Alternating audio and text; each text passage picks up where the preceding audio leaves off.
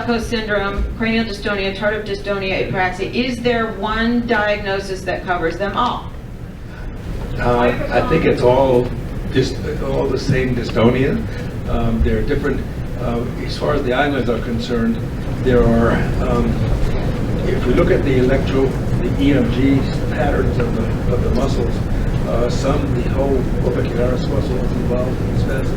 Others, there's this very subclinical contraction, what's called pretarsal levospasm. The middle part of the muscle, the muscle is active, but it's so little you can't see it as a spasm. But it turns off. Can't hear you. But it turns off the lifting muscle, so that that's what we call apraxia, because it looks like we're not contracting, but we really are. But these are all just forms of the same dystonia, just different aspects of it. The next one is, I've heard that chiropractic treatment on cranial nerve 7 may help some. Has anyone heard of that? So I would say there's some dentists who have talked about various oral implants and some other approaches that are not standard in our practice that may be helpful. And my sense is that they're often temporarily helpful, and they probably work by the alleviating maneuver that you heard about before, sort of stimulating the sensory system, as some of the other things that can help, like touching your eyes and such. So I think some of these can potentially help, but it's usually temporary and it's not a fix. Okay, then we have another question. Is anyone using amniotic patches for dry eye? And we have a dry eye talk coming up soon by Dr. Kevin Jackson. And this patient says they've been using Botox and Xeomin Q3 months, and then Xeomin, and then at 2 months they get an amniotic patch on one eye and then the other eye. So maybe we'll answer that question after Dr. Jackson talks more about dry eye, because there's a lot about that coming up. But does anybody have a brief? I would just say interject that the amniotic patches you can't see through, but scleral lenses have been a game changer for people with bad dry eye and blepharospasm. So, and then you can, they're hard to put in and take out, but you can see through. But an amniotic patch is not clear, so if you're going to be using it, it might soothe the surface, but you're certainly not going to be able to see through it. Right. Bandage contact lenses we sometimes give with artificial teardrops on top. Right. Any other comment? Okay, Dr. Buckley, what percentage of your patients do not see improvement? And do you have a reason why? Yeah, it's very, very low. It's those who don't have any improvement at all. They may still have some spasm, so it doesn't completely go away, but there are a very small group that don't seem to respond to typical botulinum toxin A, and some of the other modalities can be effective in that situation. I don't know, Jonathan, what's your experience? No, I agree. It's usually the 5%, maybe equal or less, that don't really respond.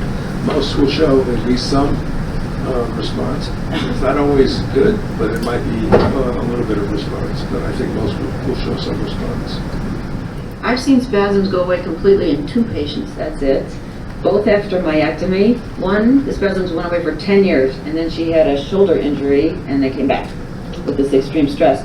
And the other one, I can't explain it why. The guy came in with a walking stick, hadn't been able to go fishing in 2 years, myectomy and slings, spasms went away.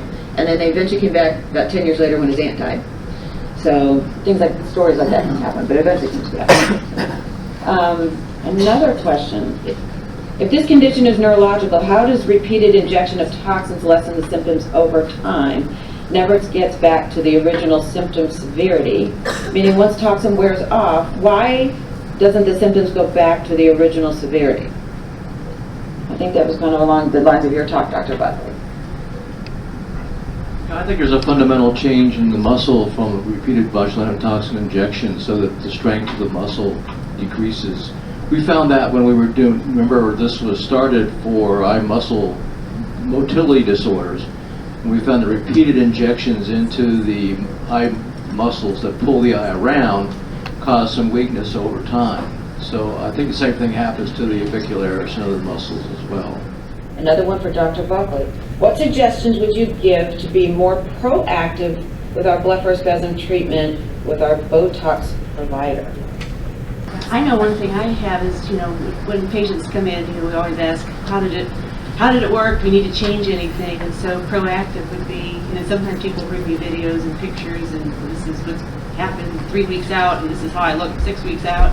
So that would be being more proactive, kind of getting feedback on the timeline of your response and such. And a question. We're also we're actively recruiting currently for a study called Patient-Centered Outcome Study, where we're using a phone app that pings you every week to document your symptoms across both the motor as well as just quality of life, disability, and it pings you to do this each week, and so we're able to track what's going on in between our injection sessions, and hopefully that information to the provider can be helpful to help adjust things. I think they're going to go over this a little bit later, but I think the biggest thing with Botox is that so many variables can happen on any specific day when you inject, and it's very hard to get a very consistent response unless you have the best person in the world, because I think how you move during the injection, how much fluid is given during the injection. So I think it's really important, and I tell all my patients, and maybe this is going to the proactive response, but I always say keep a journal or a log of what you feel and when you felt it. And the reason why I say that is because each injection is doing slightly something different depending on where they're putting it in the eyelid muscle or the face, and depending on how much the provider is giving. So people complain of tearing, that's usually dependent on the eyelid injection itself. People are complaining of having trouble opening their eyes. Sometimes the eyebrow has been over paralyzed. And so all these things really matter, but we won't know unless you have a good timeline. So I think just having that data point makes it a lot easier. And I also think in regards to proactive, I think don't be afraid to say this didn't work, is there something else we can try? Because I think you have to bring up your concerns, or else we're just going to keep doing the same thing because we think it's working. Yes, and along the lines of side effects, a lot of it, there's variability from batch to batch. I remember before they started the cellular assay, which I learned about when I saw how the product was made, it was quite variable. I'd see in 3-month batches, people would all come back at the same time and say, oh, it was really, really strong last time. Do exactly what you did last time. I'm like, well, it's not me. It's just good luck. And then the next batch would sort of be weak, and everybody'd come in at around the same 3 months period later on and say, it didn't work as well. I don't know if you remember that. And that's when they used to have to determine the LD50, the strength of it, by killing little mice. And then they came out with these cellular assays that are much more accurate. And then, of course, there's stress in life. It can be seasonal. Holidays are stressful. Summertime, when there's a lot of bright light, are stressful. So it's not always us as the injector. A lot of times you guys think that we did something special, and it wasn't. It was just kind of situational. And then some of the thoughts also about, ptosis. How many people have ever dropped a ptosis from their injection? Almost everybody had, no? That's kind of interesting. So yeah, not as many people as I thought. So ptosis, we published a paper on how that happens. And one thing I noticed from the studies that came out, at least on the aesthetic side with clinical trials, are when Botox was first FDA approved, the ptosis rate was 5.4%. Then Dysport came out and it was 2.2%. And then Xeomin, our sponsor, was 0.2%. And it wasn't because the toxin was better or caused less ptosis. People got better at injecting. They understood how to avoid the levator. And I used to, when I was doing craniotomies with neurosurgeon, I'd see that the supraorbital nerve run right on top of the levator muscle. And I thought, I bet that's how the toxin causes ptosis. I bet it kind of tracks along that nerve. So we, in a cadaver, injected blue dye right at the edge of that nerve, a whole centimeter above the eyebrow. And then we dissected off the roof of the orbit, and that dye had zipped along that nerve and made it all the way to the apex of the orbit. So dermatologists used to inject, they'd hit the bone and pull back, and now they know not to do that anymore and avoid the center of the eyelid, kind of like what Dr. Buckley was saying. We just don't see as much ptosis, but it can always happen, especially in skinny foreheads. 2 questions for Dr. Calicos. Are you recruiting for your study? And I think we put the QR code back up there so you could scan it to ask her about that. And she wanted to know if you could summarize things in more layman's terms. Yes, for the recruiting of the study, bring a friend. Bring someone without blepharospasm or dystonia. As you heard in Dr. Berman's talk, it's always important to have a comparison group. So if you are interested, it takes about an hour and a half in a survey. Layman's terms would be the root cause is imbalance of a biochemical pathway, just like blood sugar diabetes. You don't metabolize and use sugar, and you figure it out and you get insulin to fix it. This is a biochemical process the cells use that's out of balance. A lot of the details I was giving have to do with what that pathway does in our bodies, and we're discovering that it has a really important role in the brain, in the circuits that cause dystonia, which people didn't know about before. So the basal ganglia, learning and memory, etc. And the idea is to maybe have an oral drug that could be disease modifying, or at least not have you yo-yo with symptoms up and down every 3 months, and just be able to take in the comfort of your home.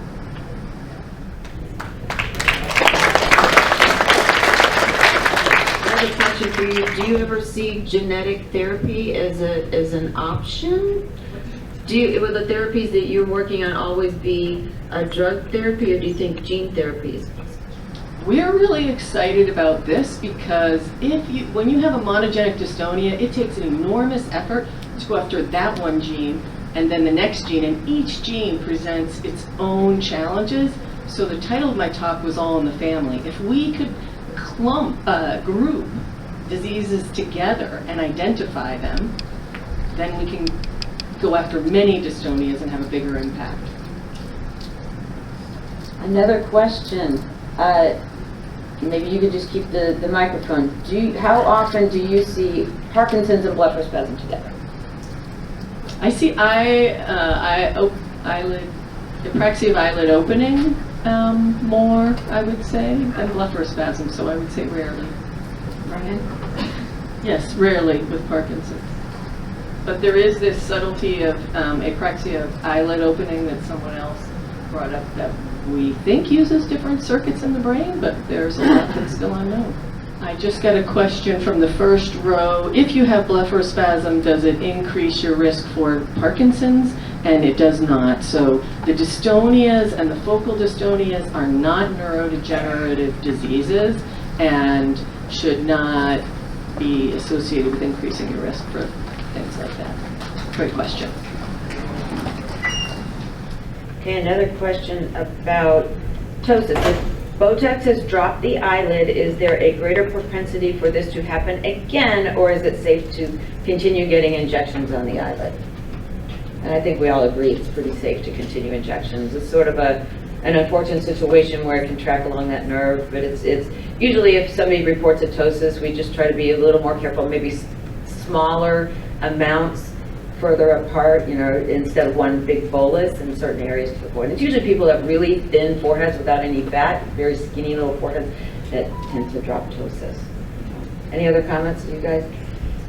If you have a dropped eyelid, you can always use epiclonidine, which is a drop, or there's a new drop called Upneek, which is like Afrin nose spray, but it's made for the eye. So that's temporary. It's only going to buy you a little bit of help if your eyelid droops, but it will buy you time until the Botox wears off. So those are two alternative options that are really easy to use. And the good news is it always goes away. I mean, there are few, Ken Steinsaper reported some very few cases of patients whose ptosis lasted 6 months. I think it's very, very rare, and it's probably people with a pre-existing amount of ptosis, but usually it goes away. So. And Dr. Fowler wanted me to mention apraclonidine is an old drug that usually is covered by insurance. Upneek is a less commonly covered drug by insurance companies. Some insurance companies do cover it, but it's usually out of pocket because a lot of people use it as a cosmetic adjunct to make them look nice before an event. But in reality, it's actually lifting the eyelid muscle, and I use it all the time in patients that have mild ptosis or ptosis from blepharospasm or ptosis from an injection. And Upneek is expensive. I don't know, a lot of you are nodding your heads like you had it. It has to be, I think rarely pharmacies will carry it. You usually have to get it shipped to you out of the pharmacy in New Jersey. I think they raised the price to like $400 for a box. It's pretty expensive. It's basically Afrin nose spray. They took Afrin, they doubled the strength, put some emollients in it, throw it in the eye. At first, when it came out, I wasn't going to use it because I thought, we know that there's rhinitis medicamentosa where it can destroy the lining of your nose, and I thought no way would, and I actually talked to some ENTs that wouldn't sell it either. And then, but so far there haven't been complaints of putting it on the eye, so I'm very encouraged that you can use it, and it doesn't seem to do damage to the eye, but it can have some rebound redness theoretically, but so far it hasn't, the complications haven't been as bad, so it's a good option if you're prone to ptosis. Another question. What are the characteristics of loss of inhibition? Right, we're And just then we'll do saying one- excessive muscle contraction. So if you can't inhibit the contractions, you get too much, right? Or too much movement, too much eye blinking, too much facial movements. So you're either thinking that the muscles are too excited or and they're not inhibited enough. That makes sense. Well, I do say that we often see things like anxiety in blepharospasm and cervical dystonia, and anxiety is kind of the comparable thing for the world, right? That we're not inhibiting normal circumstances and our worry enough, and so we're excessively worried or anxious. So it may have other effects too. And some people think that anxiety kind of goes into the restless leg and tinnitus and, kind of overlaps with neuro issues. So, one more quick question about clinical trials. Are there any other clinical trials that you guys are aware of that anybody could be a part of? I'm just going to be starting a trial using a dopamine blocking agent, but it's going to be in cervical dystonia. So if you know those who have cervical dystonia, will be doing that study. And But remember, I'll also be looking at their blinking, always. Dr. Perkins at VCU.